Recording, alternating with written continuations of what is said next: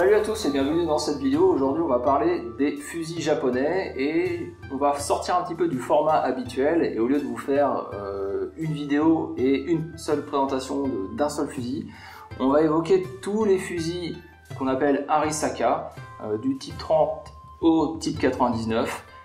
Il y a un timecode qui est sous la vidéo, vous pouvez cliquer sur le modèle que vous souhaitez voir en particulier et exceptionnellement je suis avec Laurent qui possède une très belle collection d'Arisaka et tu vas pouvoir nous parler, nous expliquer un petit peu les différents modèles, l'histoire d'une manière générale de ces fusils.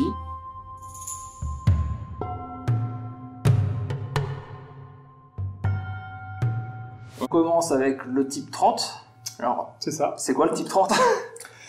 Alors, le type 30, c'est le tout premier fusil de la lignée des Arisaka, qui est un fusil destiné à remplacer les fusils Murata qu'employait l'Empire du Japon jusqu'à la fin du 19e siècle. Alors, en poudre noire, du coup. C'est ça. Alors, les premiers Murata, oui, utilisaient un calibre 11 mm à poudre noire. Après, certaines variantes sont apparues qui utilisaient une poudre sans fumée dans un calibre 8 mm. Qui n'en restait pas moins obsolète. Mais c'était comme le Kropatschek, je crois. Il n'y avait pas une copie de Kropatschek qui... Oui, c'était un magasin tubulaire aussi, un petit peu comme les Kropatschek, les Lebel. Ouais. Après, bon. Ouais, le même je ne système. suis pas trop dans le thème. Oui, c'est vrai que toi, c'est direct, ta collection, c'est d'abord le type 30 voilà. Et les suivants. Disons que le Japon, quand même, souhaitait une arme... là, on se trouve fin 19e siècle, dans les années 1880-1890. Donc souhaiter une arme qui soit moderne, donc utilise un magasin fixe et une cartouche moderne. Donc le Japon va s'inspirer de ce qui se faisait bien entendu ailleurs, essentiellement en Europe, et afin de créer un fusil donc qui sera un peu une synthèse de plusieurs modèles. Ils vont copier des idées, quoi, en gros. Oui, alors bien sûr, il y a de l'inspiration Moser, mais pas que. On retrouve aussi du Manicher, entre autres. Attends, c'est celui-là. Hein. Donc voilà, le fusil type 30, conçu en 1897. Ouais. Voilà, type 30, 30 étant la 30e année du règne de l'empereur Meiji.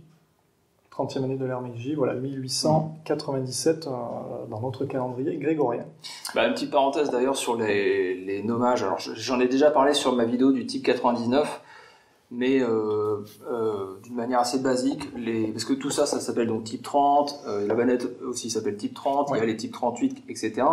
Et ces numéros-là, c'est pas les 1938 ou voilà, c'est pas notre calendrier à nous. Non. C'est du coup soit l'année du règne de l'empereur. Disons que toutes les armes, et pas que, mais toutes les armes faites par le Japon sont nommées en fonction de l'année, soit de conception, soit d'adoption, donc là ça dépend. Mais la règle va évoluer effectivement dans les époques. Pour l'instant, on raisonne en année de règne. Voilà, on verra par la suite que cette règle elle va changer, on en reparlera un petit peu plus tard dans la vidéo. Oui, c'est vrai que les Japonais sont très attachés à l'empereur, hein, ouais.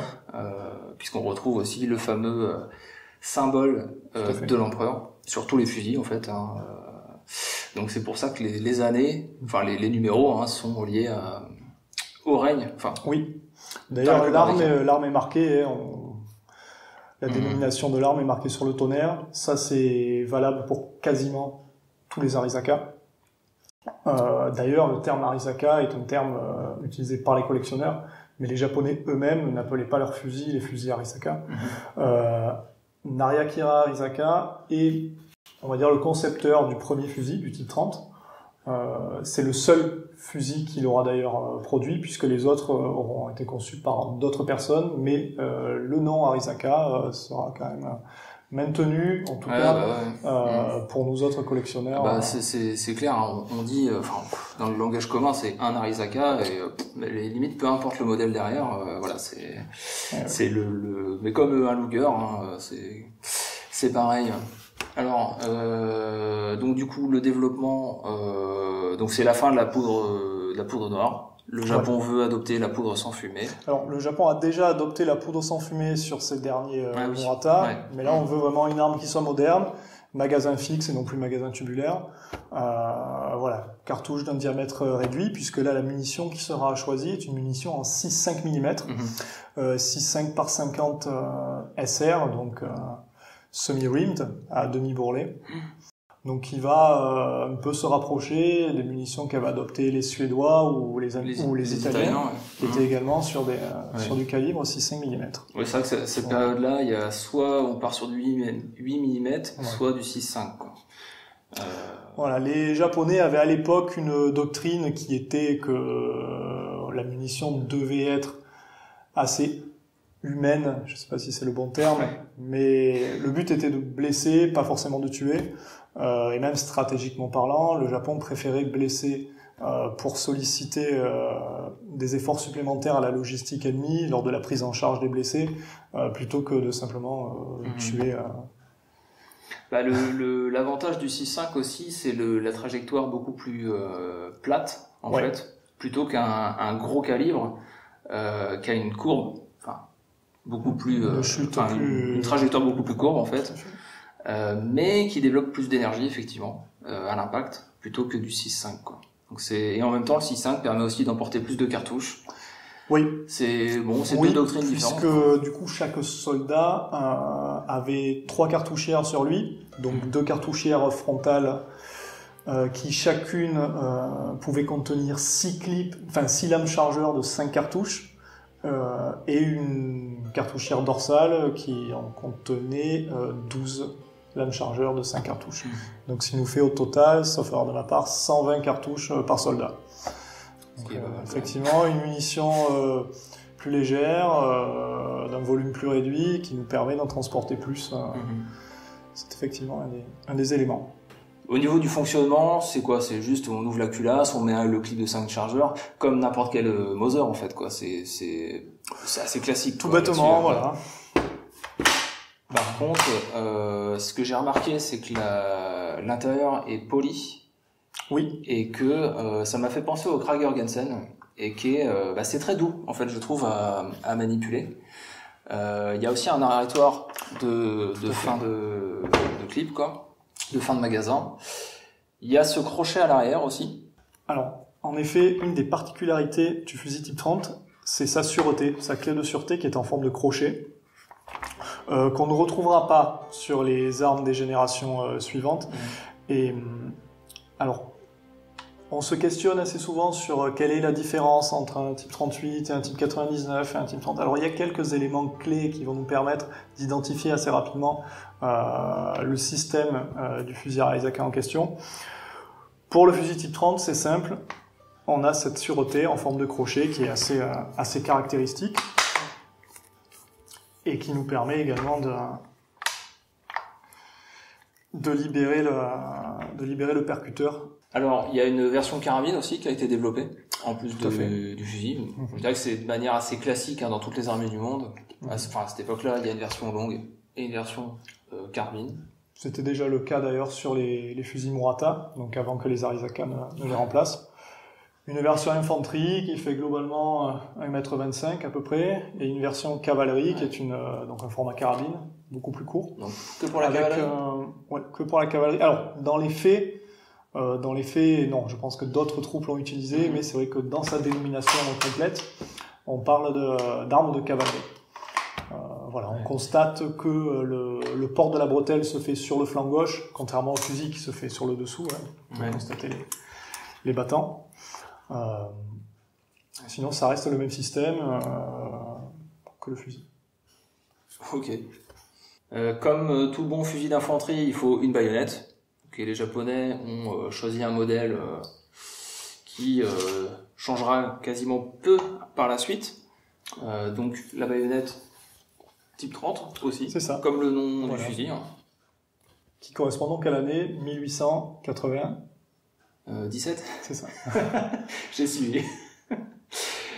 Donc alors c'est marrant, moi je la vois comme ça me fait penser aux baïonnettes anglaises aussi, qui ont à peu près le même style de lame. mais en fait, c'est plutôt les Anglais qui auraient copié sur les Japonais. Hein. C'est carrément ça. Et ça, c'est surprenant. C'est carrément ça. Ouais. Alors, cette baïonnette, elle nous rappelle aussi un petit peu, dans la tradition japonaise, le katana. Donc avec un tranchant unique et une pointe qui se situe vraiment dans la continuité du versant du dos de la lame. Donc on n'a pas une pointe qui est centrée par rapport à la lame. Voilà, donc effectivement le modèle du Type 30 va rester inchangé pendant près d'une quarantaine d'années avant de connaître toute une succession de modifications durant la Seconde Guerre mondiale, mais on en reparlera après avec les armes datant de cette période. Mais en tout cas, le design initial, c'est celui-ci, avec une lame de 40 cm, une gouttière sur chaque flanc de la lame. Voilà, des plaquettes ergonomiques, un pommeau arrondi qu'on appelle à bec d'oiseau. Voilà, donc un design assez simple, mais quand même assez efficace, plutôt soigné. Oui, c'est vrai, franchement, elle est de très, très belle qualité, quoi. Enfin, le fourreau avec c'est un bronzage, hein, c'est ça. Tout à fait, ouais. Vraiment superbe. Hein. Elle n'a rien à envier aux autres baïonnettes. Les Britanniques, en tout cas, s'en inspireront assez fortement. Ouais, ça se voit, carrément. Alors, du coup, on a parlé des types 30. Il y a un troisième fusil sur la table dont on n'a pas parlé. C'est quoi ce fusil? Alors, ce fusil, c'est le fusil Type 35. Dans sa dénomination exacte, la traduction la plus appropriée serait fusil naval Type 35. La marine impériale n'a pas adopté le Type 30. Elle était assez consciente des défauts du Type 30, qui était quand même un petit peu fragile, qui était assez complexe pour un fusil à verrou. Donc, elle ne l'a pas adopté, mais elle a missionné les fabricants japonais pour la conception d'un nouveau fusil avec un cahier des charges assez particulier. Et c'est un certain Kijiro Nambu qui sera... Je crois qu'il est connu. Je crois qu'il est connu. Qui est connu évidemment pour les armes de poing. Donc Kijiro Nambu qui sera concepteur en chef du projet de conception du Type 35, qui est en fait ni plus ni moins qu'une version améliorée du fusil Type 30, à quelques différences près. Alors on a certes une amélioration, une simplification de la culasse qui va comporter un petit peu moins de pièces. On a également une sûreté qui a été un petit peu améliorée, donc on notera que on reste sur une sorte de crochet, même si la forme est un petit peu plus simple. Mais c'est vrai que le défaut de ce crochet proéminent, c'est qu'on avait tendance à l'agripper aux bretelles, au sangle, à la végétation. C'était quand même assez pas pratique, assez peu pratique. Donc la sûreté a été améliorée, la culasse également. On a une hausse qui est quand même très très différente, une hausse à gradin, contrairement à la hausse à bascule du fusil Type 30. Oui. Qui ressemble au Schmidt-Rubin 89, en fait. Enfin, moi, ça me fait penser à ça. Hein. C'est à peu près le même style, hein, pour vous donner une idée. Exactement. Mais on a surtout l'apparition du premier couvre-culasse sur les fusils japonais, qui est une caractéristique très connue sur les fusils Type 38 ou 99, mais que le fusil Type 30 n'avait pas. Mais la marine a exigé que son fusil soit équipé d'un cache-poussière, d'un couvre-culasse. Donc ça, c'était suite à la guerre russo-japonaise, hein, c'est ça? Non, puisque la russo-japonaise c'est après, c'est en 1904. Okay. Là, on est vraiment au tout début du XXe siècle. Faut que je revoie les sources. Le fusil Type 35, donc 35e année, on se trouve 5 ans après le Type 30, donc en 1902. Oui, le fusil a été conçu en 1902. Donc c'est un cache-poussière qui a deux positions, mais qui nécessite d'être complètement ouvert pour pouvoir recharger l'arme. On verra que sur les fusils des générations suivantes, le cache-poussière suit le mouvement de la culasse, il n'y a pas besoin manuellement de l'ouvrir, de le fermer. Donc il était quand même assez rudimentaire, mais voilà, c'est une première ébauche, donc Kijiro Nambu d'ailleurs ne sera pas totalement satisfait au départ. Mais il ne s'enlève pas, du coup, de l'arme. On peut pas. Il faut enlever les bois pour pouvoir enlever. Ouais, il c'est faut vrai, enlever il le est vraiment garde-main. intégré. Il est intégré à la structure. Il est monté sur ses rails, tout à fait. Ouais. Donc voilà, cette le arme. type 35, qui est très rare quand même. Alors il a été produit à 38 000 exemplaires. Ouais. Le fusil type 30 qu'on a vu précédemment a été produit à 554 000 exemplaires à peu près. Donc là on est quand même 38 000, on est quand même beaucoup moins. Déjà des types 30, on n'en trouve pas sur le marché de la collection, quoi. On en trouve peu.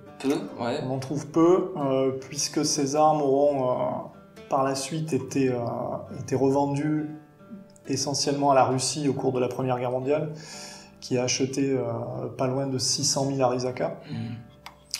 On y reviendra peut-être un petit peu plus tard, mais c'est vrai que l'usage intensif par les Japonais au cours de la guerre russo-japonaise, qui s'est déroulée en 1904 et 1905, et ensuite leur utilisation européenne durant la Première Guerre mondiale, font que les fusils type 30, carabines type 30 et fusils type 35 ont un taux de survie qui est quand même assez faible, d'autant que les exemplaires que le Japon avait gardés ont été bien souvent réaffectés à des institutions scolaires ou réattribués pour les entraînements, ce qui font qu'elles ont souvent été modifiées, abîmées, donc c'est quand même difficile d'en trouver. Voilà, donc 38 000 exemplaires pour le fusil type 35. On est à 44 000 exemplaires pour la carabine type 30. Ouais, c'est pas énorme quand même. Voilà, on est quand même assez proche. Entre le type 35 et la carabine type 30, on est sur deux modèles qui sont vraiment très très peu courants. Est-ce qu'on les trouve plus aux États-Unis qu'en Europe, ou c'est pareil, quoi? Aux États-Unis, on va trouver essentiellement les modèles qui sont restés au Japon dans les institutions scolaires. En Europe, on va trouver le stock européen qui a été utilisé par la Russie ou par la Grande-Bretagne, puisque la Grande-Bretagne a aussi acheté 150 000 fusils au début de la Première Guerre mondiale, qu'elle a ensuite revendu essentiellement à la Russie, mais pas que, donc c'est un petit peu compliqué pour suivre le fil sur les Arisaka de la Première Guerre. On va dire qu'on peut en trouver aux États-Unis et en Europe, mais dans les deux cas, ça va quand même être assez difficile. Du type 30, un peu plus facilement quand même, puisqu'il y en a quand même eu plus de 500 000, mais pour les deux autres modèles, c'est assez ardu. Oui. Ouais. Le type 35 a une baïonnette qui lui est propre. Exactement. Alors, c'est une baïonnette qui, à première vue, semble similaire à la type 30 classique. Je te dirais que c'est la même, mais... Voilà, c'est la même, à une exception près. C'est que la type 35, qui se trouve là, du côté gauche, comporte un petit verrouillage supplémentaire à l'arrière de la poignée, qui permet vraiment de la sécuriser au fourreau. Voilà, c'est une petite lame qui permet de crocheter dans un petit trou qui se trouve sur la base du fourreau. C'est la seule différence. Voilà, sinon la lame c'est la même longueur, etc. C'est les mêmes dimensions, les plaquettes de la type 35 sont un petit peu plus larges pour envelopper la lame de verrouillage. Ouais. Donc c'est pas grand chose, mais qui fait une différence assez notable au point de vue collection et au point de vue rareté aussi, puisque la baïonnette type 35 est aussi difficile à trouver que le fusil. Bon du coup voilà pour cette première partie sur la famille des types 30 avec le type 30 d'infanterie, type 30 la version carabine et le type 35 pour la marine japonaise.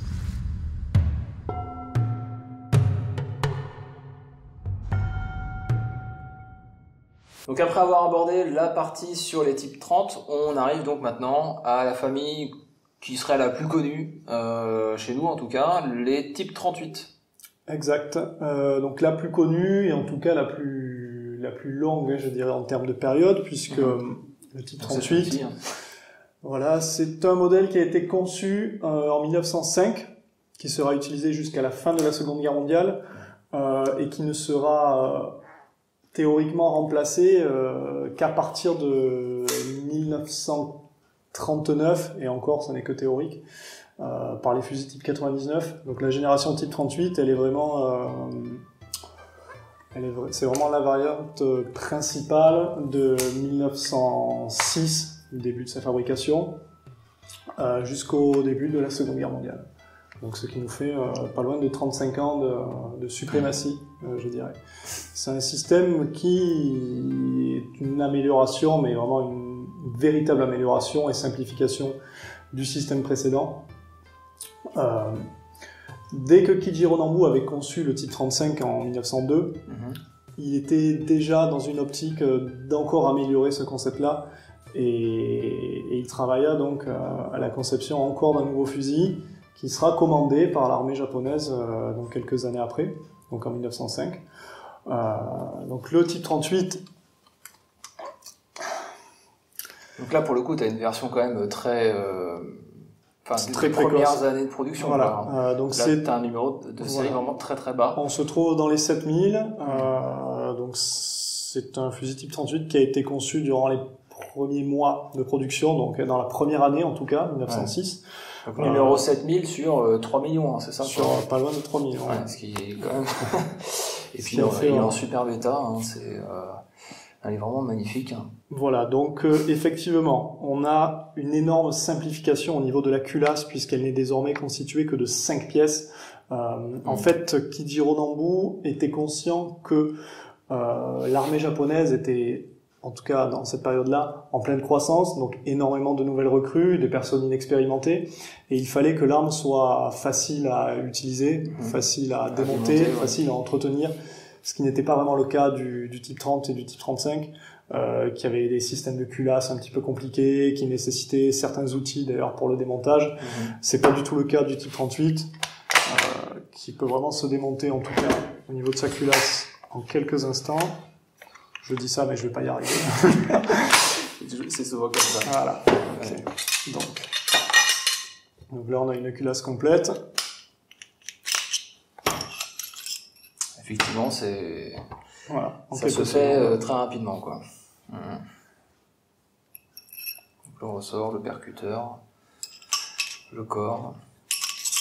Tout à fait.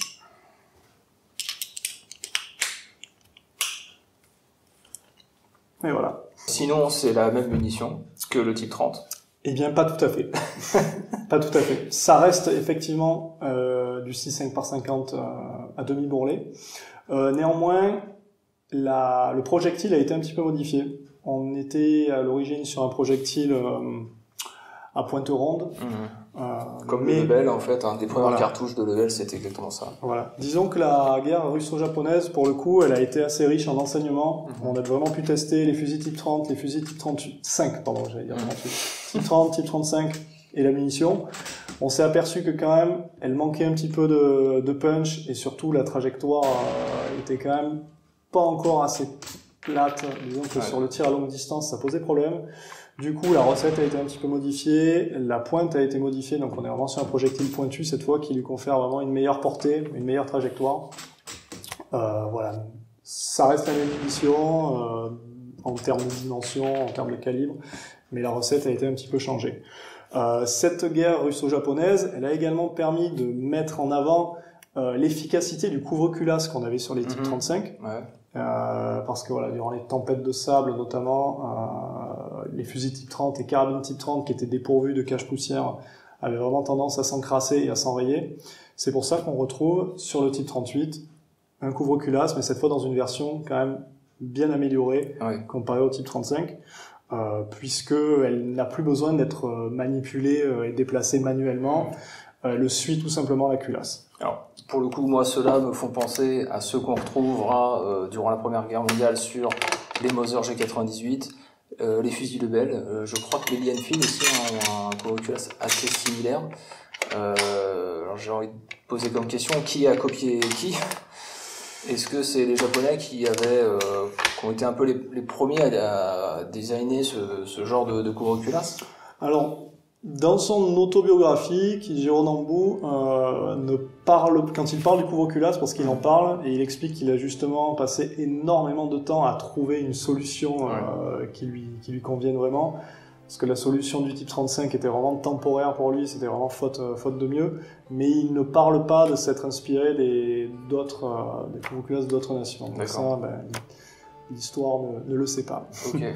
Après, il faut bien dire par contre que le couvre-culasse c'était vraiment 2 séries sur chaque fusil. Ouais. C'est pas un accessoire qui a été occasionnellement utilisé. C'est de base, l'arme a été pensée. C'est numéroté voilà, au numéro du fusil. Ça en fait partie intégrante. Oui, parce que d'ailleurs, alors on le voit sur ce 38 là qui est plus tardif, mais il y a bien la rainure dans le boîtier qui est faite exprès pour ce couvre-culasse. Tout à fait. Qui indique bien qu'effectivement c'était bien conçu de base et pas du tout comme les Lebel, etc. pour un usage plus tard, quoi. Non, c'était voilà. Alors bon, il y a une légende qui veut que le couvre-culasse était bruyant, donc les soldats s'en séparaient, pour le coup, c'est plus un prétexte qui est là pour justifier l'absence d'un couvre-culasse, mais dans les faits, les soldats japonais ne se débarrassaient pas de leur couvre-culasse. Quand on regarde les photos d'époque, on voit pas de type 38 sans son couvre-culasse entre les mains des Japonais. C'est plus un accessoire qui a été perdu ou balancé par les collectionneurs ou les propriétaires d'après-guerre. Mais c'est aussi un accessoire qui est quand même en tôle assez fine, donc il a tendance à se déformer assez facilement. Donc un coup peut vraiment le déformer et mettre à mal son fonctionnement, ce qui fait que oui, on peut avoir tendance à s'en débarrasser parce qu'il est plus efficace et qu'il gêne plus l'utilisation qu'autre chose. Dans les marquages, on retrouve le symbole de l'empereur, comme d'habitude, les numéros donc 3, 8 et type ou modèle, donc type 38. Que dire de plus sur la hausse? Donc c'est une hausse en V classique. Au départ, en tout cas, dans le design initial du type 38, qui aura subi quelques modifications, on a une hausse qui se rapproche de la hausse du fusil type 30. Elle est un petit peu plus solide, un petit peu plus épaisse, un petit peu plus facile, je dirais, également à déployer, à agripper. On est sur un cran de mire en V, tout simplement.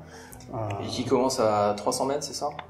Qui commence à 300 mètres. Ouais. Effectivement, lorsque la hausse est rabattue, on est sur du tir à 300 mètres. Pour du tir sur des distances supérieures, on doit la déployer. Donc on a un premier cran sur la base de la hausse qui est pour le tir à 400 mètres. Au-delà, on va utiliser le curseur entre 500 et 2400 mètres. Voilà.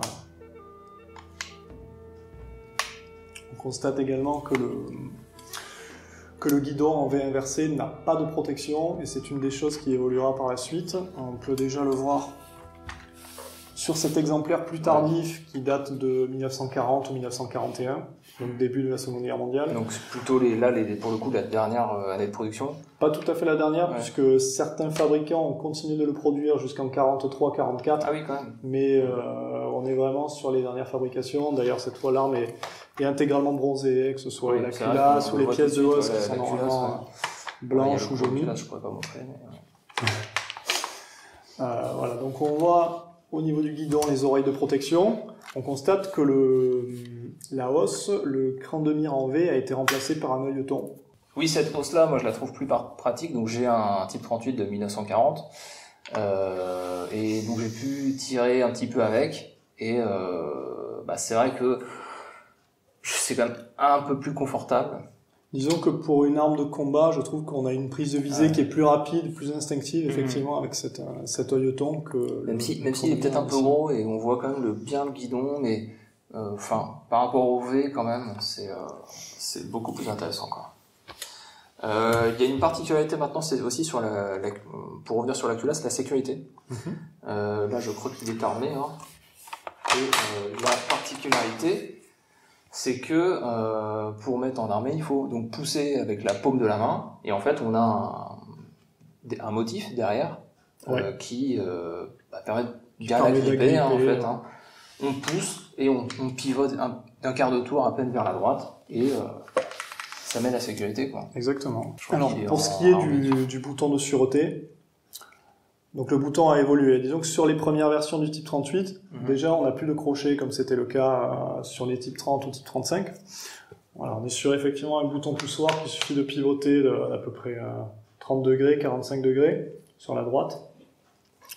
Avec un témoin visuel qui nous permet à l'œil ou même au toucher de déterminer si l'arme est en sûreté ou non.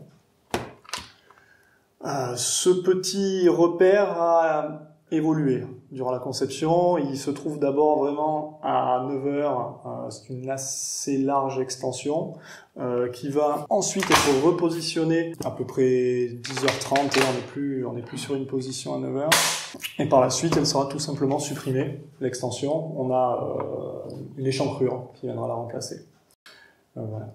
Parmi les autres évolutions, on a la plaque de couche qui est au départ plate, qui à l'approche de la Seconde Guerre mondiale sera enveloppante chez certains fabricants, mais pas tous. D'ailleurs, c'est la même chose pour la hausse, puisque certains fabricants n'ont pas adopté la hausse à œilleton et auront conservé la hausse en V jusqu'à la fin de la production. Ce qu'on peut noter aussi, c'est le bois.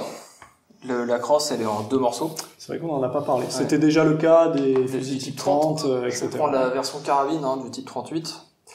Donc on a le bois de cette partie-là et on voit bien ici, il y a une ligne pour la deuxième partie. Alors pourquoi ils fabriquaient les crosses comme ça? Alors, durant la conception du type 30, on revient un petit peu en arrière, on s'est aperçu que les premières armes expérimentales avaient tendance à s'abîmer au niveau de la pointe inférieure de la crosse. Il faut savoir que les bois japonais sont des bois qui sont quand même assez légers, assez fragiles, qui marquent assez facilement. Et les chocs répétés sur cette zone avaient tendance à fissurer le bois, donc le long de son grain, et à faire chuter la partie inférieure de la crosse. Donc une solution pour renforcer cette zone était d'orienter différemment le grain du bois, de manière à ce qu'il suive vraiment la trajectoire, la pente du dessous de la crosse. Et pour ça, il fallait du coup que cette partie soit séparée du reste pour pouvoir lui donner cette orientation spécifique. Donc, on a souvent tendance à croire et à raconter que c'était tout simplement pour faire des économies et éviter les pertes sur le bois.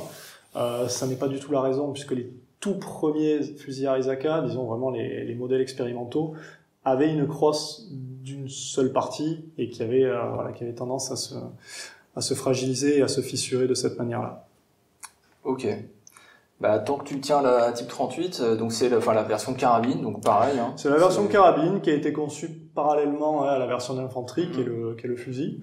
Donc c'est la même logique que pour les fusils et carabines type 30. On retrouve une arme de même dimension, plus courte, avec des battants de bretelles sur le côté gauche. On constate, petite différence avec la carabine type 30, que celle-ci a un garde-main que la type 30 n'avait pas. Voilà, mais sinon, c'est ni plus ni moins qu'une action type 38 réduite au format, Donc au format carabine. Pour l'artillerie ou la cavalerie. Pour l'artillerie, la cavalerie, toutes les troupes qui nécessitaient l'usage d'une arme de dimension un petit peu réduite. D'accord. Alors, est-ce que du coup, le type 38, il a remplacé le type 30 et le type 35? Parce que les années sont quand même très proches. Alors, le type 38, il a été conçu à la demande de l'armée impériale, donc vraiment pour remplacer les armes du système type 30. Il a été adopté par l'armée dès 1906. La marine l'a adopté aussi à une date que j'ignore, je suis pas sûr que l'information soit connue. Dans tous les cas, elle ne l'a pas adopté aussi rapidement que l'armée, ça c'est certain, puisqu'il semblerait que la marine ait commencé à tester le type 38, durant les années 1910. Donc ça a dû se jouer vraiment dans les quelques années avant la Première Guerre mondiale. Durant la Première Guerre mondiale, on sait que la marine avait adopté le type 38, puisque tout le stock de type 35, en tout cas une grosse partie de ce stock-là, a été revendu dès 1915 à la Russie. Donc la baïonnette du type 38, c'est toujours la même que celle du type 30. C'est toujours la même, elle reprend vraiment la baïonnette du type 30, elle n'a pas été modifiée, en tout cas. On s'est amusé à la mettre là sur la carabine, ça donne un look assez assez imposant quand même. Ce qui va nous amener, en parlant de baïonnette, sur cette carabine, qui est plutôt intrigante, et qui a un look assez particulier. Alors c'est quoi cette carabine ? Alors, cette carabine, c'est la carabine type 44, carabine de cavalerie type 44. Donc type 44, toujours la même logique, 44e année de l'ère Meiji. Mais on l'intègre toujours dans le système du type 38. Exactement. C'est 6 ans après le type 38, donc ça désigne l'année 1911 chez nous. On va revenir un petit peu en arrière. Les toutes premières carabines type 30 n'avaient pas de tenon de baïonnette, puisque les cavaliers, à l'époque, étaient déjà armés de sabres. On estimait que ça faisait doublon d'avoir une baïonnette en plus du sabre. La guerre russo-japonaise a quand même montré l'utilité d'avoir des baïonnettes, même en plus des sabres, sur les carabines de cavalerie. Donc c'est pourquoi on a sur les carabines type 30, à part les toutes premières, et sur les carabines type 38, un tenant de baïonnette. Par contre, on s'est aperçu qu'à l'usage, c'était quand même très encombrant pour les cavaliers d'avoir une carabine, un sabre et une baïonnette. Voilà, ça gêne dans les mouvements, on s'embrouille un petit peu, c'est pas du tout ce qu'il y avait de plus pratique. Donc il fut décidé d'intégrer la baïonnette directement à la carabine, afin de soulager le cavalier, d'avoir encore un accessoire à transporter sur lui. Ce qui nous a amené à la carabine type 44, qui est ni plus ni moins qu'une carabine type 38 dotée d'une baïonnette repliable montée à demeure. D'accord. Donc sur une lame à profil triangulaire de 40 cm, donc la même longueur que la baïonnette type 30. On remarque que le quillon de la baïonnette type 30 a été à nouveau placé sur la carabine type 44 sur le côté. Donc le but c'est vraiment de remplacer la baïonnette type 30 et de la fixer à demeure sur la carabine de cavalerie. Et c'est une production à part ou alors est-ce qu'il y a eu des carabines type 38 qui ont été converties en type 44? L'inverse a existé. Ah oui. On a eu au début de la Seconde Guerre mondiale, durant les reconditionnements des armes anciennes qui avaient quand même été pas mal abîmées, certaines carabines type 44 qui ont été transformées en carabines type 38, donc qui ont perdu leur baïonnette. Mais on n'a pas eu de type 38 modifié en type 44. Ça fait l'objet vraiment d'une production à part. D'accord. D'ailleurs, il y a plusieurs variantes de support de baïonnette. Celle-ci, c'est la 3e variante, il en existe 3, donc c'est la dernière. Elle a été produite un petit peu avant la Seconde Guerre mondiale, à la fin des années 30. Donc c'est également une arme qui a été produite jusqu'à la Seconde Guerre mondiale, en parallèle du fusil type 38 et en parallèle de la carabine type 38. Donc ça fait vraiment 3 modèles qui ont été produits sur plusieurs dizaines d'années, conjointement les uns aux autres. Et une production de combien d'exemplaires à peu près? C'est très faible ou ça a été déployé en grand nombre en fait? Alors la carabine type 44, elle a été produite à un peu plus de 93 000 exemplaires, du moins on est dans ces eaux-là. C'est pas énorme quand même. Pour remettre en perspective, le fusil type 38, on a dépassé les 3 millions d'exemplaires. La carabine type 38, on a dépassé les 500 000 exemplaires. Ouais. Donc carabine type 44, un peu plus de 90 000, on est autour des 93 000. Donc là, pour le coup, elle était vraiment à destination de la cavalerie et pas d'autres unités. Ouais. Elle a essentiellement été utilisée en Chine, en Mandchourie, un peu moins, voire beaucoup moins sur les théâtres d'opérations plus tardifs face aux Américains. Mais c'est plutôt vraiment le secteur de la Chine et de la Mandchourie. Ouais. Voilà. Donc on est sur un système de fixation qui est quand même particulièrement solide. Il n'y a aucun jeu. Oui, c'est quelque chose de constaté aussi vraiment efficace. Ouais. Par contre, c'est assez lourd. C'était d'ailleurs un des reproches qui était fait à cette arme. Voilà, d'avoir vraiment ce poids à l'avant, ça avait tendance à pas forcément faciliter la prise de visée rapide. Et est-ce que ça nuisait à la précision? Bon, j'entendais parler en fait d'harmonie des canons, que ça pouvait jouer dessus.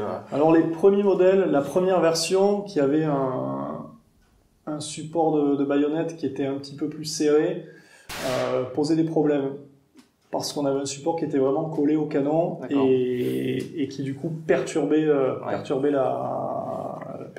du tir. Donc ça c'est pour les premières armes qui avaient été faites à Tokyo.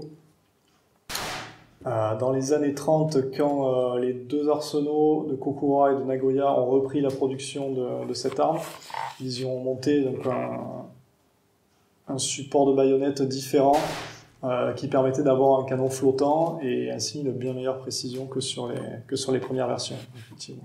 Ok. Donc une arme pas courante quand même par chez nous. Pas courante. Pas courante, mais encore... Pas rarissime non plus, mais ouais. Bon voilà, 80... Mais quand même, on en voit. C'est vrai que moi j'en ai jamais vu en vente en France. C'est la première fois. C'est la première que je vois. Mais encore plus rare, je pense que sur cette table, il y a ce fusil-là. Alors ça, bon, j'ai envie de dire que c'est un type 38 sur lequel on a mis une lunette, quoi. Pour résumer, c'est ça. Ouais. Pour résumer, c'est ça. À partir des années 20, enfin dès le début des années 1920, le Japon a commencé à songer à s'équiper d'un sniper. Donc il y a eu des phases expérimentales qui ont traîné et duré une bonne quinzaine d'années, qui ont fini par aboutir au premier sniper réglementaire japonais qui s'appelle le fusil type 97, dont l'année de conception est 1937. C'est voilà. assez tardif par rapport à ça. C'est assez tardif. Et là, vous allez vous dire, mais type 97, c'est donc la 97e année de règne? Non. Là, c'est là qu'on change de technique. À partir des années 30, le Japon s'est mis à dénommer les armes, non plus à partir de l'année de règne, mais du calendrier impérial.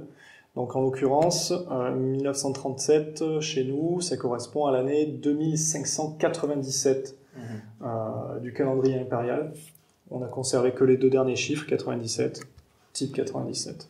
Ce sera la même logique pour le fusil type 99 pour 1939. Voilà, donc le fusil type 97, c'est effectivement ni plus ni moins qu'un type 38 équipé d'une optique. Quand même quelques autres différences. On va noter le levier d'armement qui a été rallongé et coudé pour faciliter le maniement.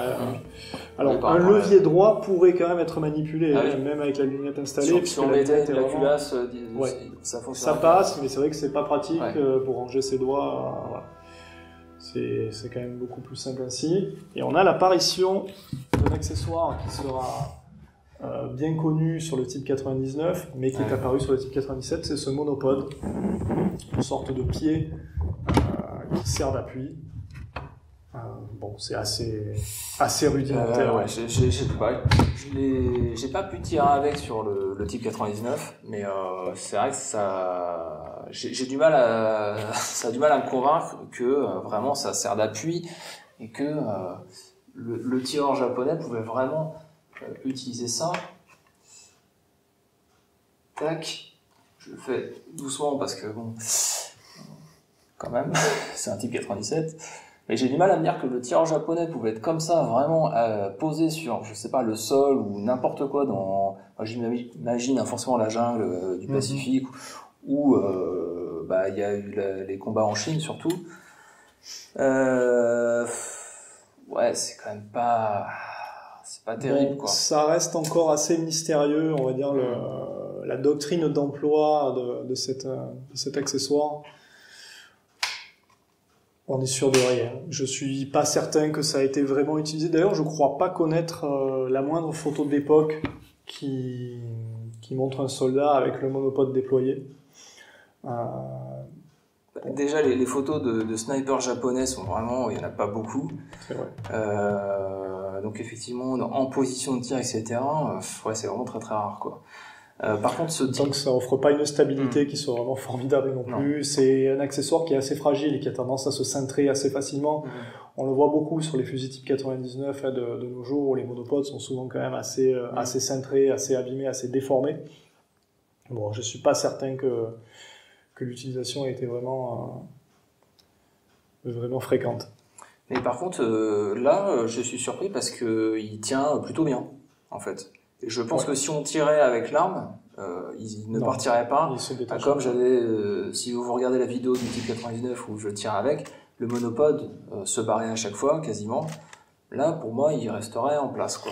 C'est vrai qu'un monopode qui n'est pas déformé, il est censé rester en place. Sur les fusils type 99, qui ont quand même un embouchoir différent de celui-ci, un embouchoir qui est vissé, les têtes de vis viennent verrouiller, en fait. Il faut vraiment forcer pour ouvrir le monopode. Ici, le verrouillage se fait au niveau des ressorts où des échancrures sont présentes et viennent vraiment maintenir le monopode dans une position. Pour pouvoir le sortir, il faut vraiment forcer dessus pour le dégager de son échancrure. C'est assez difficile au final de le laisser à mi-course, c'est pas forcément l'idéal. Ok. Voilà, donc c'est une arme qui a été produite à 22 000 exemplaires.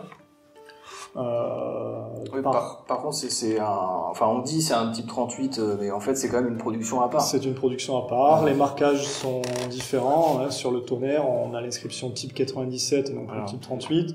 Le numéro de série et le marquage du fabricant sont déplacés un petit peu plus en avant, puisque la lunette les masquerait sinon. Alors, c'est une production à part, tout à fait. Et justement, la lunette, j'en ai un peu parlé dans ma vidéo sur le type 99, mais on va quand même en reparler ici. Alors, la lunette du fusil type 97, il n'y a qu'un seul modèle, c'est une lunette à grossissement de 2,5, sans réglage externe. Ouais, alors ça, c'est un peu choquant, je dirais. Voilà. La lunette, elle est installée et réglée en usine, en arsenal, et c'est tout. Mais c'est vrai que du coup, le sniper japonais qui reçoit son fusil et sa lunette, il ne peut pas régler sur le terrain avec les cartouches qu'il reçoit son arme, quoi. Il l'installe et c'est tout, quoi. La lunette, elle est vraiment réglée en usine, elle est appairée au fusil, le numéro du fusil est inscrit sur la lunette. Elles sont donc pas interchangeables d'un fusil à l'autre. Par contre, elle a quand même des qualités, elle est monobloc. Si on regardait, le montage et la longue vue font partie de la même structure. C'est une lunette qui est très très épaisse, qui est très solide, qui est hermétique. Donc il y a a priori peu de chances qu'elle puisse se dérégler. Elle est quand même vraiment, vraiment solide. Et dans un contexte comme le contexte du Pacifique, avec l'humidité, les conditions climatiques qui sont quand même assez rudes, c'est une lunette qui est quand même parée pour ce milieu-là. Et pour ce qui est des réglages, de la distance, etc., en fait, le réticule est déjà gradué. Ouais. Oui, c'est vrai qu'il y a une graduation à l'intérieur. Vous ajoutez une petite photo, certainement. Ouais. Voilà, vous avez un réticule gradué jusqu'à 1500 mètres avec des corrections latérales, ce qui fait qu'on n'a pas besoin d'utiliser une molette pour choisir sa distance, c'est déjà intégré directement sur le réticule. Mais par contre, c'est vrai que elle est pas désagréable. Enfin, le réticule, en tout cas, je trouve qu'il est assez clair. La lunette, ta lunette là est très bien conservée. Je trouve que le réticule est assez correct au final. Par contre, ce qui me surprend maintenant que j'ai le fusil là et que je regarde dans la lunette, c'est la proximité de l'œil. Parce que là, en fait, il y a une bonnette en caoutchouc, hein, et normalement, il faut coller son œil dessus. Hein. Ça doit... Alors, un des avantages des armes du système type 38, c'est que la munition, couplée avec la longueur du canon, fait qu'on a un recul qui est très faible. Donc a priori, la lunette ne rentre pas directement dans l'œil, mais... Voilà, bon, moi j'ai fait du rechargement pour le type 38, et t'as pu tester aussi un petit peu. Je trouve que quand même, je me mettrais pas à tirer là quand même avec, quoi. Ouais. C'est un peu surprenant, je trouve que la bonnette est très légère. On connaît, il y a une photo qui est assez connue d'un soldat japonais avec un fusil type 97. Mais par contre, il a vraiment son œil flanqué à l'intérieur de la bonnette. Alors, je sais pas s'il ne fait qu'observer. Parce que c'est vrai qu'on observe beaucoup mieux. Hein. On a un champ de vision qui est quand même assez étroit. Donc, on observe beaucoup mieux en collant notre œil. Après, pour du tir, peut-être qu'il est préférable d'abord de prendre la visée avec l'œil assez proche du réticule, quitte à s'en éloigner un peu ensuite pour le tir. Bon, dans tous les cas... c'est comme ça que ça fonctionnait. D'ailleurs, ça me fait penser, tu disais les avantages du 6.5, c'est que aussi le recul est modéré et en plus le flash, l'éclair, il n'y a pas de flash. Donc effectivement, c'était très connu à l'époque là que les Marines et les GIs au Pacifique avaient beaucoup de mal à repérer les tireurs japonais parce que vu la longueur du canon et le calibre, le petit calibre, enfin du 6.5 en tout cas, c'était très difficile de repérer le tireur parce qu'il n'y avait pas le flash en boucle. Effectivement.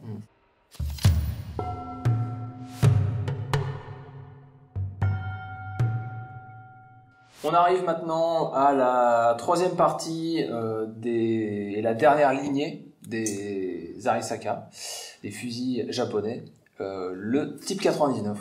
Voilà, le type 99, donc c'est la troisième génération et c'est la dernière génération de la famille des fusils Arisaka, qui est vraiment la plus représentative de la Seconde Guerre mondiale, puisque type 99, comme on l'a vu tout à l'heure, donc là on raisonne en calendrier impérial, c'est l'année 2599 du calendrier impérial, donc 1939. Alors, le Japon, dès le début du XXe siècle, le Japon se dit du 6,5 mm, bon, est-ce que ça fait pas un peu léger? Donc l'idée d'adopter un calibre plus puissant, qui se calerait sur les autres calibres en fait, le 8 mm Mauser, un calibre proche du 8 mm. Voilà, le Japon l'a envisagé à plusieurs reprises, sans pour autant vraiment se lancer dans une modification de son arme principale. Mais ça arrivera à partir de la fin des années 1920. Alors, non pas pour une munition de fusil, mais pour des munitions de mitrailleuses, essentiellement pour l'aviation, qui souhaitait quand même pouvoir utiliser des munitions spécifiques, comme les munitions traçantes, incendiaires, explosives, chose qu'il n'était pas possible de réaliser à partir de munitions de 6,5, car elles étaient trop petites, d'un calibre trop faible.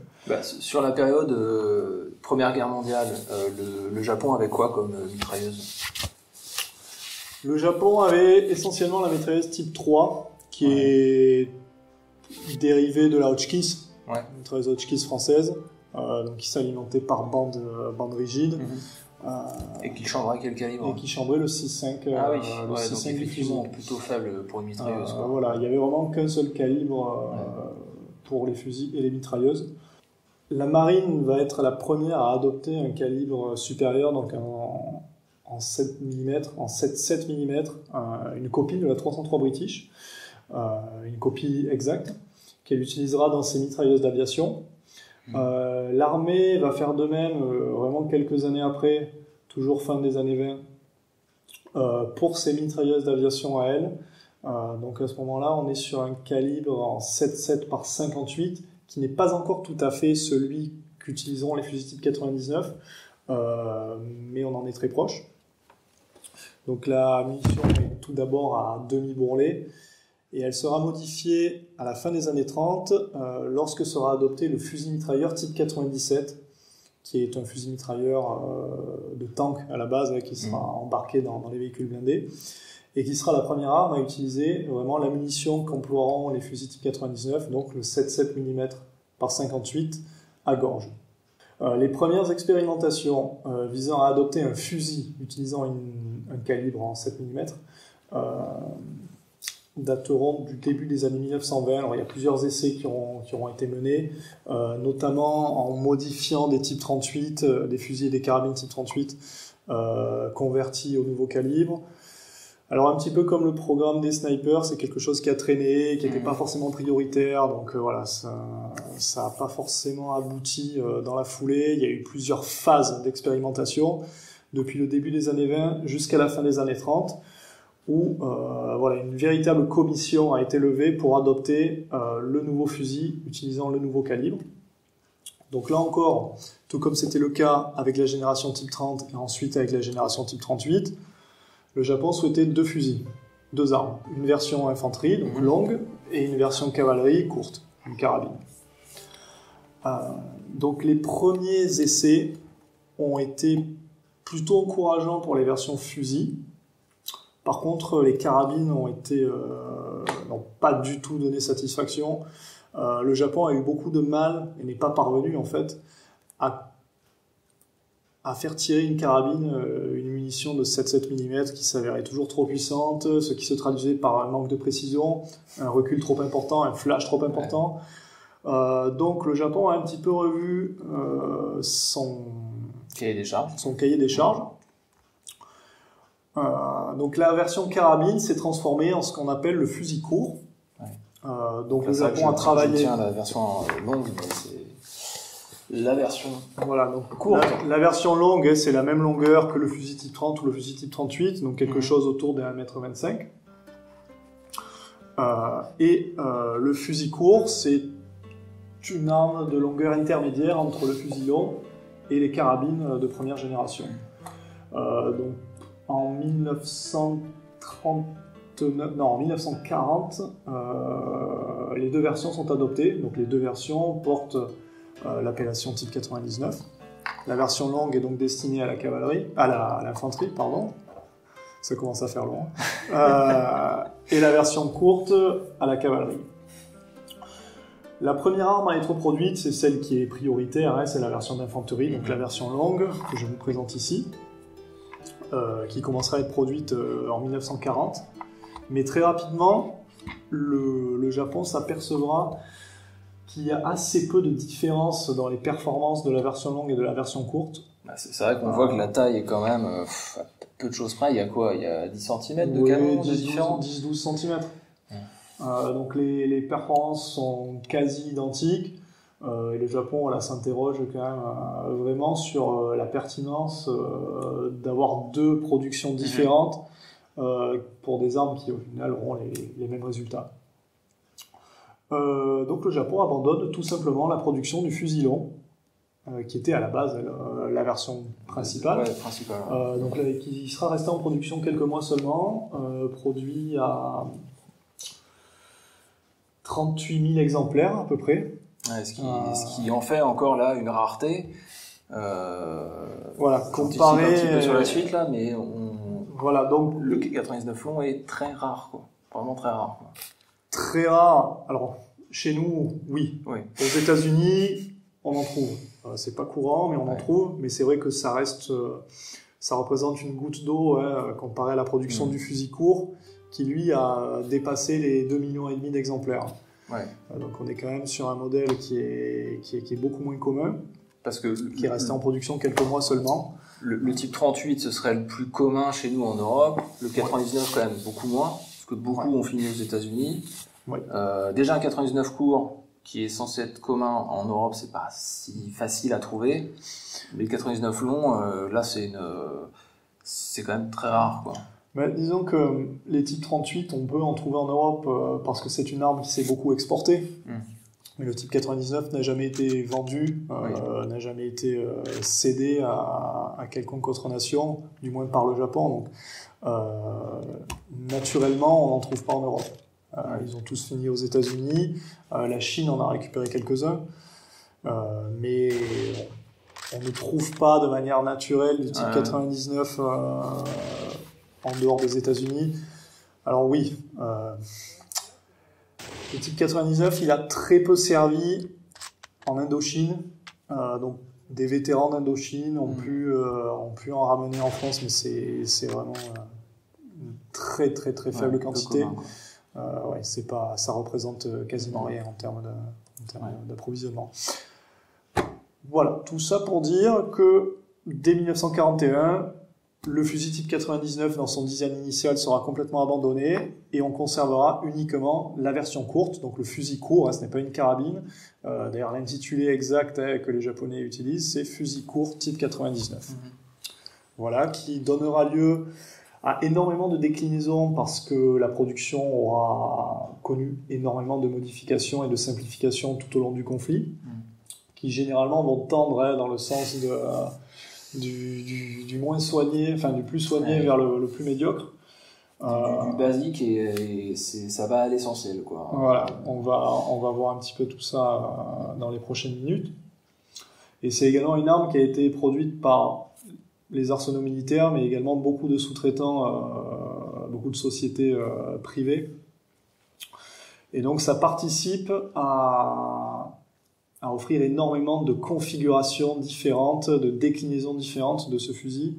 Et disons que pour les collectionneurs, le type 99, c'est un thème qui est presque inépuisable tant les configurations sont nombreuses. Voilà. Okay.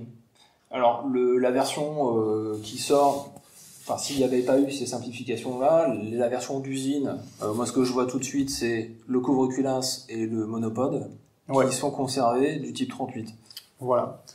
Donc quand même le premier fusil qui est vraiment l'amélioration du type 38, donc c'est la version longue. On retrouve globalement le même principe que le fusil type 38, avec un garde-main qui recouvre le canon que partiellement, Voilà, donc on a quand même ce monopode qui vient faire son apparition. Donc, on l'a vu déjà sur le type 97, il a été conservé. Qui est l'héritage au final du type 97, c'est exactement. Ça. Hein. Voilà, avec quand même une grenadière beaucoup plus épaisse qui permet un déploiement sans trop de jeu.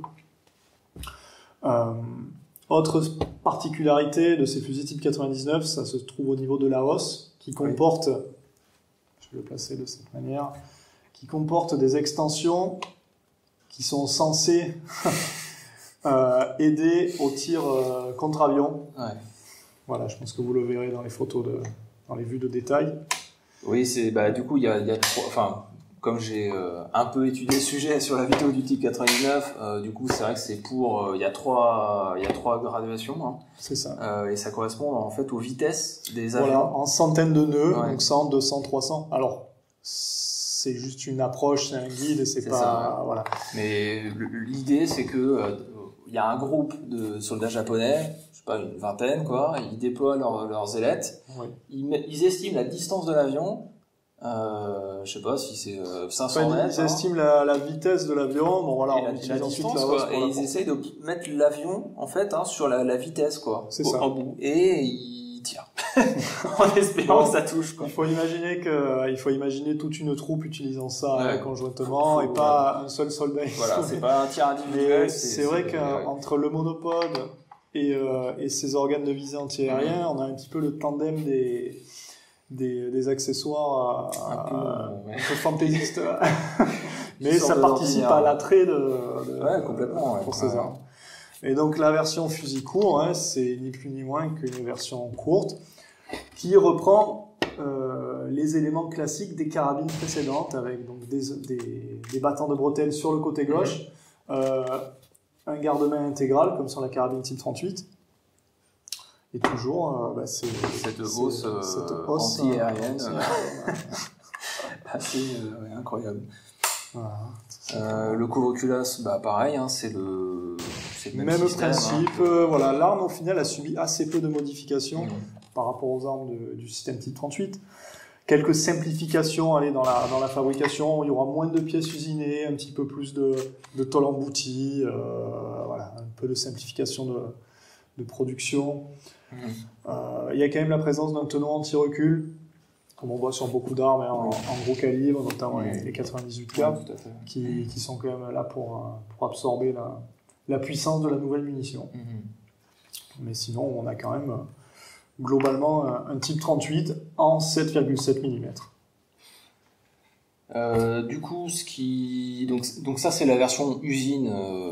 Si la production avait continué, enfin s'il n'y avait pas eu le conflit, les pénuries de matériaux, etc., je pense que le type 99 n'aurait quasiment pas bougé. Mais effectivement, tu as deux modèles là où on voit des grosses différences. Ouais.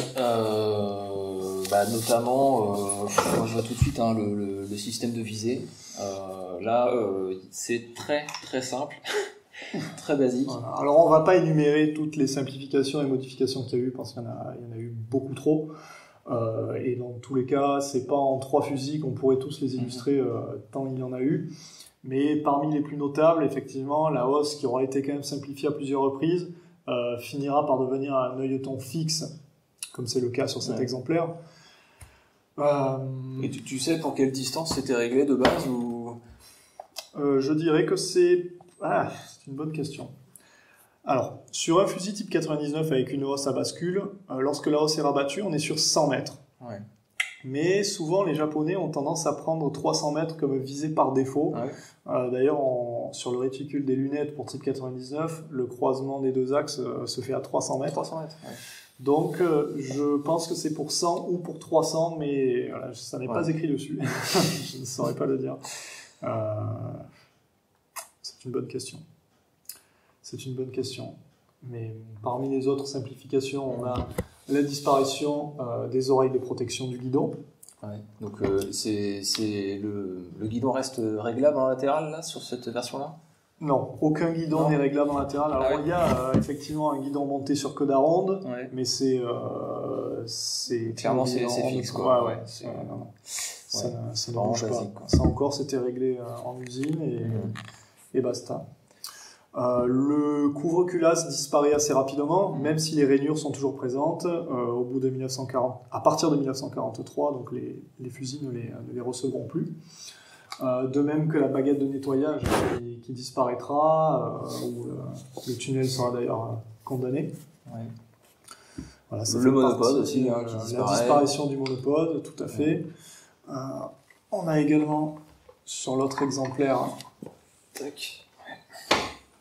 un garde-main raccourci, et donc un canon presque entièrement nu. Donc celui-là serait, enfin, pour donner à peu près un ordre d'idée d'année sur tes exemplaires là. Alors, celui du design initial date de 1942, je dirais. Celui que j'ai montré précédemment doit dater de fin 44 ou début 45. Ok. Celui-ci, qui a l'air d'être encore plus tardif, ne l'est pas tout à fait, puisqu'il date de début ou mi-44. D'accord. Ah oui. Voilà, ce serait celui-ci le plus tardif, quoi. En fait, tous les fabricants n'ont pas adopté toutes les mesures de simplification, ce qui fait qu'on peut avoir une arme de 45 qui a l'air un peu plus... neuve. Plus proche en tout cas du design initial que des armes plus anciennes. Celle-ci, voilà, elle affiche quand même une finition qui est quand même assez médiocre, avec des traces d'usinage, des traces de soudure. On a d'ailleurs un embouchoir qui est très très simplifié, qui est soudé tout simplement. On n'a plus la grenadière, notre grenadière aussi est très brute. Ah oui, c'est brute de fonderie, c'est cabossé. Il y a les marquages sur le tonnerre aussi, 99. Oui, les marquages disparaissent. Voilà, on a une plaque de couche en bois. Ah oui, en bois en plus, qui est clouée. Un battant de bretelles qui est désormais fixé que par une seule vis. Quand bien même la crosse qui a été utilisée pour ce fusil est une crosse de première génération sur laquelle on a monté et installé des éléments plus tardifs. Donc on a des échancrures dans le bois, des emplacements qui sont inutilisés. On le voit donc près du battant de bretelles, près de la plaque de couche, et également autour de l'embouchoir. Et d'ailleurs, ça amène un peu... il y a eu un peu la même chose sur les baïonnettes aussi, puisque le type 99 adopte encore la type 30. Ça n'a toujours pas changé. Voilà, la baïonnette n'a toujours pas changé. Une baïonnette de début de production et une baïonnette de fin de production pourraient s'installer sur n'importe quel fusil Arisaka. Mais comme c'est le cas pour le type 99, durant la Seconde Guerre mondiale, les baïonnettes elles ont connu énormément de simplifications, énormément de modifications, et la quantité de fabricants différents, elle est encore essentiellement issue de la sous-traitance, font qu'on peut trouver un nombre de déclinaisons quasi incalculables. Un thème de collection à part entière. Donc là, pour illustrer, on a une baïonnette du design initial, et une baïonnette très tardive. Donc on observe quand même un certain nombre de différences. Je sais pas si on voit très bien. Ouais, tout à fait. Alors déjà, moi, c'est le fourreau en fait que je constate. Tu vois une différence dans ces fourreaux? Une légère différence. Donc là, on a un beau fourreau, c'est en acier, bronzé. Et là, on a, c'était quoi, du bambou, c'est ça quoi? Non, ça c'est du bois. C'est du bois. Du bois peint en kaki. Bon, c'est un bois qui fait très très cheap. Ça fait bois de cagette vraiment. C'est très très très rudimentaire. C'est en plus lié avec de la ficelle. Tu m'as montré, tu as un exemplaire avec de la fil de fer. C'est peint. La baïonnette en elle-même, effectivement, la lame, c'est assez hallucinant de voir. Mais la lame, on passe vraiment d'une très belle lame, bien polie, avec une belle gouttière, à quelque chose de bronzé, Enfin, bronzé, et encore, c'est un bronzage quand même très très superficiel. Les gouttières ont disparu, on est vraiment sur quelque chose de très très brut. Je sais pas si ça se verra bien à l'image, mais quand on manipule la lame au toucher, on sent vraiment la différence. L'affûtage qui arrive à la moitié est très propre ici, mais alors ici il s'arrête d'une manière plutôt brute.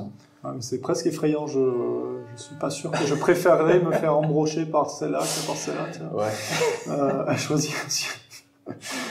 La poignée aussi. La poignée, alors que ce soit la croisière, que ce soit les plaquettes, que ce soit le pommeau, Ça, il n'y a rien en commun. Il n'y a absolument rien en commun. Voilà, le client disparaît et là on est vraiment sur une garde rectangulaire, donc là on est vraiment sur les dernières fabrications, très très angulaires, des plaquettes absolument pas ergonomiques, un pommeau, rien en commun, hein, si ce n'est le bouton de verrouillage. Ouais. Alors il y a un type 99 que tu n'as pas, mais qui fait partie des raretés de l'armement japonais, c'est la version de Sniper, le type 99 de Sniper. Tu as un élément de ce 99 là. Donc on a parlé tout à l'heure du 97 de Sniper, qui est un type 38 à lunettes. Donc ils ont fait aussi après un type 99 à lunettes. Bien sûr. Dès lors que le Japon a adopté en 1940 le fusil type 99, il était évident pour eux que un sniper devait également être décliné dans ce nouveau calibre. On l'a vu tout à l'heure, le fusil type 97, il a été conçu à un peu plus de 22 000 exemplaires. Le fusil type 99 de Sniper n'a pas dépassé les 11 000 exemplaires. Donc c'est un modèle qui est encore moins courant que le premier. Les phases expérimentales de ce fusil ont mené le Japon à s'intéresser à une version utilisant une lunette à grossissement x4 et non plus x2,5 comme c'était le cas pour le fusil type 97. Néanmoins, afin de pouvoir obtenir des snipers en calibre 7 mm aussi vite que possible, un Arsenal a quand même conçu des fusils type 99 utilisant la même optique que le fusil type 97, donc une optique à grossissement 2,5. C'est celle-ci que je tiens dans ma main. C'est la même que le fusil type 97. Bon, c'est quand même une production séparée. C'est un réticule avec des graduations adaptées à la trajectoire du nouveau calibre. Oui, donc c'est pas interchangeable avec une lunette pour type 97, mais ça en a la même forme et le même grossissement. Donc cet Arsenal en a produit 1000. Voilà. Ah oui, 1000 seulement de ces lunettes-là ? 1000 seulement. Alors, les lunettes ont été produites à plus que 1000, mais il y a eu 1000 fusils. Il y a eu plus de lunettes que de fusils. Celle-ci a été affectée, puisqu'elle a un numéro de série de fusil, un numéro de série à 2 chiffres, hein, donc elle a vraiment équipé un des tout premiers, le 57e en l'occurrence, c'est pas fusil type 99 Sniper. Donc 1000 fusils qui servaient de transition entre le type 97 et le futur type 99 Sniper qui utilisera une lunette à grossissement x4. Une lunette qui reprend un peu le même principe que celle-ci, donc ajustable en usine, mais non ajustable sur le terrain. Solide, voilà, grossissement x4. Et donc la version classique, définitive du type 99 Sniper sera produite à 10 000 exemplaires par un autre Arsenal. Donc 2 fois moins que, enfin même plus que 2 fois moins que le 97. Hein. Et parmi ces 10 000 exemplaires, un peu plus de 2000 réemploieront des optiques 2,5, puisque cet Arsenal, donc l'Arsenal de Nagoya, a récupéré le stock de lunettes du premier Arsenal et, afin d'éviter les pertes, a quand même pioché dans ce stock pour équiper des snipers. Donc sur les 11 000 type 99 snipers, un peu plus de 3000 utilisent une optique à grossissement 2,5 et un peu moins de 8000 utilisent l'optique à grossissement x4. À noter quand même pour cette optique, que je n'ai pas malheureusement dans ma collection, qu'une version ajustable a été produite en fin de guerre. Alors ajustable non pas pour les tireurs, mais toujours pour le réglage d'usine. Voilà, c'était un moyen de l'ajuster plus rapidement et d'accélérer le processus de zérotage au moyen de vis externes, mais qui étaient ensuite condamnés, ce qui fait qu'on ne pouvait pas les utiliser sur le terrain pour ajuster la lunette. Ok. Voilà. Alors, il n'y a pas eu beaucoup de variants, je dirais, dans le type 99. Hein. Dans le modèle, il y a le modèle infanterie, la version courte, mais globalement, c'est les deux modèles de base. Par contre, il y en a une troisième du système type 99. C'est celui-ci, qui est assez atypique, qui est reconnaissable très facilement quand même. Le type 2. Voilà. Alors, produit par Ikea. Alors c'est quoi le type 2 justement?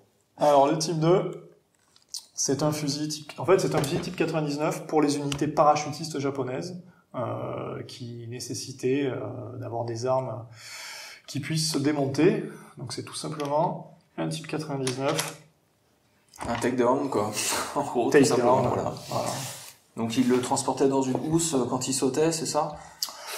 Alors, le type 2, je crois que c'était dans une housse, ce que les Américains, les collectionneurs américains appellent un leg bag, donc une sorte de sac mais qui était accroché à la jambe des parachutistes. D'accord. Alors les parachutistes japonais ont eu des housses ventrales, mais c'était pour transporter les pistolets mitrailleurs type 100 de parachutistes à crosse repliable. D'accord. Ok. Voilà. Mais le type 2 ne rentrait pas dans ces sacoches-là, donc c'était encore des sacs différents, mais qui étaient transportés, attachés aux jambes des parachutistes. Ok. Et je note que ça se fait quand même très facilement, oui. Plutôt rapidement. Oui, oui. C'est tout simple, hein. On a juste une sorte, comment ça s'appelle, d'entretoise, de tenon qui vient... Alors il n'y a rien à pivoter, hein. Voilà, tout simplement on insère, c'est droit, hein, on rabat, on insère le tenon et on l'immobilise au moyen d'un petit pas de vis. Et voilà, tout simplement.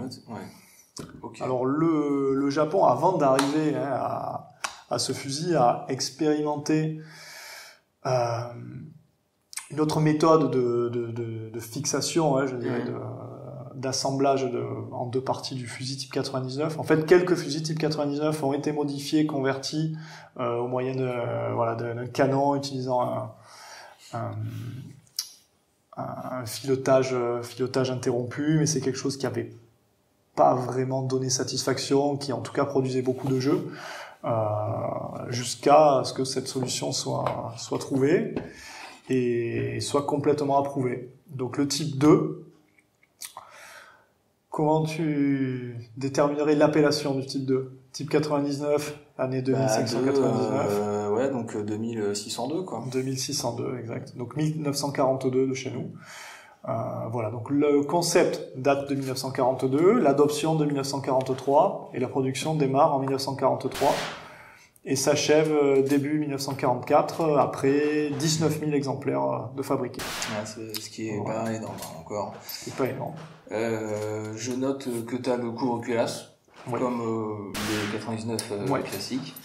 Alors ce qui est intéressant de noter, c'est que ces fusils de parachutistes ont quand même, malgré la période, conservé quelques attributs de première génération, donc le couvre-culasse, qui normalement à cette époque n'était plus en usage sur la plupart des fabricants. La hausse avec les ailettes anti-aériennes. Par contre, plus de monopode. Ouais. Voilà.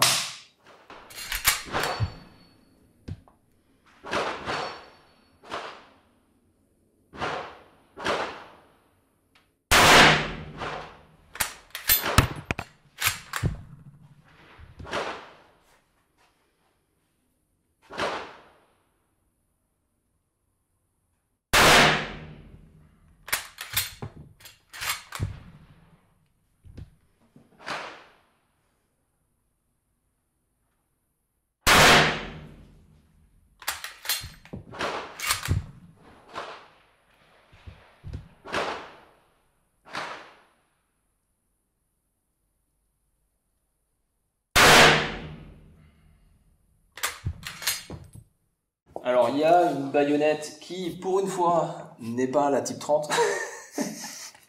qui est une baïonnette qui n'est que pour le type 2 ou d'ailleurs ou qui est pour une autre arme. Alors on connaît assez mal l'histoire de cette baïonnette. Si on pouvait traduire sa dénomination dans les documents officiels japonais, on pourrait la traduire par baïonnette courte ou poignard expérimental type 1. Donc déjà, type 1, ça fait référence à l'année 1941 et on sait qu'elles ont été fabriquées fin 41. Le type 2 n'existait pas encore à cette époque-là, donc on suppose que c'est plus une arme destinée aux troupes spéciales, donc ça peut être les parachutistes, mais pas que. Dans les faits, elle a été utilisée par les parachutistes. D'accord. Mais est-ce qu'elle a été conçue spécifiquement pour eux? Pas forcément. Ouais. Mais dans les faits, on sait que des unités parachutistes en ont commandé. On a cette trace-là dans des documents d'époque. Mais a été commandée en parallèle des baïonnettes type 30 classiques. D'accord. Donc on suppose que c'est aussi, même si elle peut s'installer sur le fusil, une arme de défense supplémentaire, mais qui peut quand même très bien être fixée sur l'arme, au même titre que n'importe quelle autre baïonnette.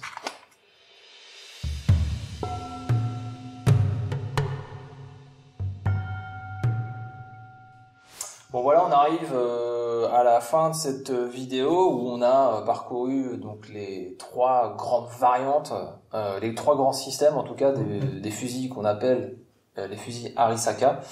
Il y a d'autres fusils qu'on n'a pas pu aborder et qui mériteraient encore une autre vidéo. Ce sont les modèles d'export, parce que on dit souvent que les fusils Arisaka sont des fusils de mauvaise qualité, mais la vérité c'est que ces fusils se sont exportés finalement dans pas mal de pays et notamment proches de chez nous, européens. Oui.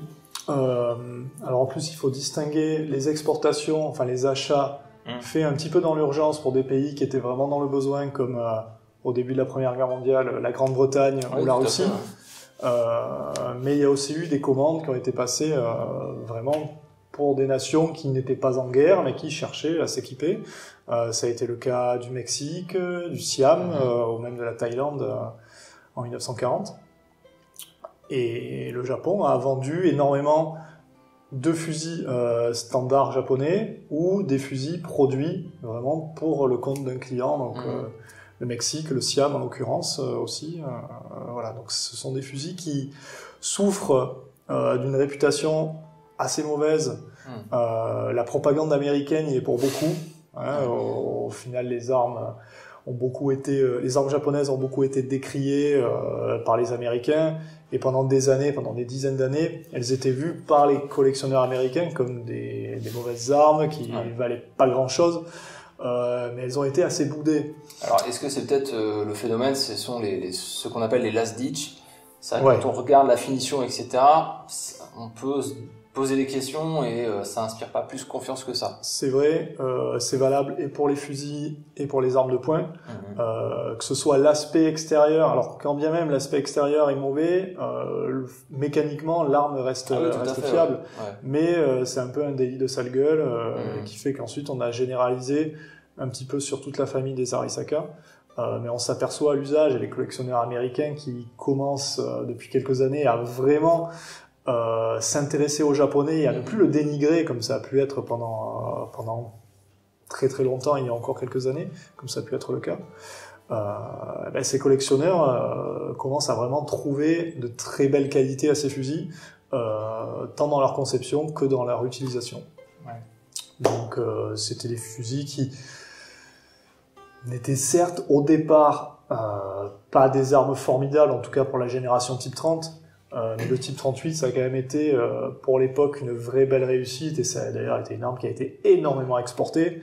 Le système de culasse notamment du type 38, ultra simple, ultra fonctionnel, et puis quand même le boîtier a une très bonne réputation en fait, au niveau des pressions qu'il peut encaisser. C'est à toute épreuve. Alors ça, pour le coup, c'est quelque chose qui est connu, mais effectivement, la plupart des tests qui ont été menés sur les différentes armes du premier et second conflit mondiaux nous ont mené à conclure que le boîtier Arisaka était le plus solide, ou un des plus solides en tout cas pour sûr, sur les pressions qu'il pouvait subir. Il y a beaucoup d'Américains qui ont fait aussi des torture tests, qui ont fait subir des véritables atrocités à ces fusils, et les armes tenaient bon, quoi. Je crois qu'ils ont fait avaler du 30-06 à des armes en 6.5 ou des trucs. D'accord.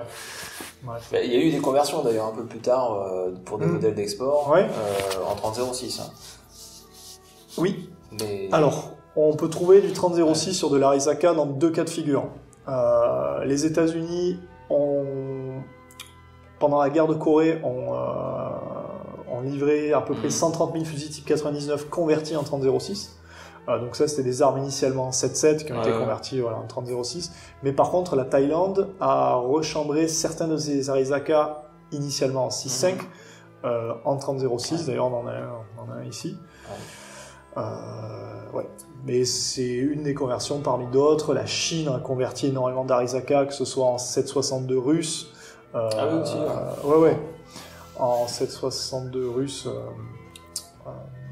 La version du SKS, la version courte, pas la version Mosinag. Par 39. Par 39, ouais. Pas expert en calibre russe. Mais voilà, la Chine en a rechambré en 8 mm Moser également. Bon, il y a eu énormément. Oui, donc ça reste quand même, en fait, c'est un bon fusil, quoi qu'on en dise, et en fait, il n'y a pas de souci ou de crainte à avoir dans l'utilisation de ces armes, quoi. Non. Voilà, en tout cas, j'espère que cette vidéo vous aura permis d'en savoir un peu plus sur les fusils japonais. C'est vrai que c'est ce qu'on se disait, un thème de collection peu connu. C'est pas des armes qu'on voit très souvent. Il y a vraiment ici là des modèles très rares. Donc, j'espère que au moins avec cette vidéo, ça permettra de montrer un petit peu la diversité de cette thématique et montrer la qualité de ces armes. Et voilà, et j'espère que vous aurez pris beaucoup de plaisir à nous écouter. Et puis, je vous remercie d'avoir suivi jusque-là. Et à très bientôt. Sayonara.